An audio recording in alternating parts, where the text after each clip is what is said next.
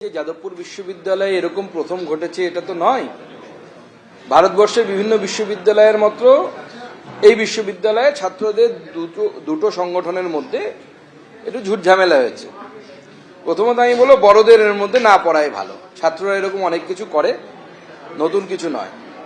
দ্বিতীয়ত যে এমব্লেম ভাঙার কথা বলা হচ্ছে, দেখুন এখনো পর্যন্ত কোনো ভিডিও পাওয়া যায়নি যে এমব্লেমের উপরে কেউ লাঠি মেরেছে, কেউ ভাঙার চেষ্টা করেছে।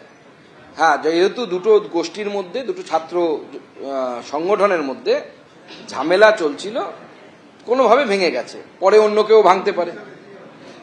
একটা ভিডিও পাওয়া গেছে কেউ উঠে দাঁড়িয়েছে তার উপরে, তার মানে না তখনই ভেঙে গেছে এটাও দেখা যাচ্ছে না, পরেও অন্য কেউ ভেঙে দিতে পারে দোষ দেওয়ার জন্য। তবে আমি যতদূর জানি যাদবপুর বিশ্ববিদ্যালয়কে কেন্দ্র করে বাম, অতি বাম এরকম প্রচুর সংগঠন আছে যারা এটাকে নিজেদের মৌরসি পাট্টা মনে করে।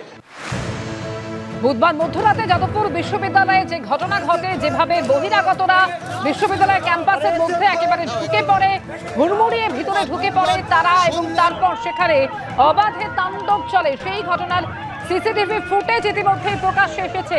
এর আগে এবিপি আনন্দের হাতে যে ছবি এসে পৌঁছয় সেই ছবি আমরা আপনাদের দেখিয়েছিলাম, আর এবার প্রকাশ্যে এলো যাদবপুর বিশ্ববিদ্যালয়ের তাণ্ডবের ঘটনা, সেই সিসিটিভি ফুটেজ। তবে মাঝখানে 3 দিন পেরিয়ে গেলেও এখনো পর্যন্ত কিন্তু কাউকে আটক বা গ্রেফতার করা হয়নি। তদন্ত করে দেখা হোক যে বাইরের লোকদের কিভাবে ঢোকার ব্যবস্থা করে দেওয়া হলো, বাইরের লোক ঢুকলো কিভাবে, কারা দায়ী, বাইরের লোকটা ঢুকলো কিভাবে, হামলা চললো কেন। বিধায়ককে তো একজনকে দেখা গেল, যদিও সেই কেন্দ্রের নয়, তিনি তো আবার ইতিহাস ভূগোলই জানেন না কোন কেন্দ্রে তার কোনটা পড়ে আর কোনটা পড়ে না, তো তাকে দেখা গেল বলছেন সারা রাত হামলা চলবে।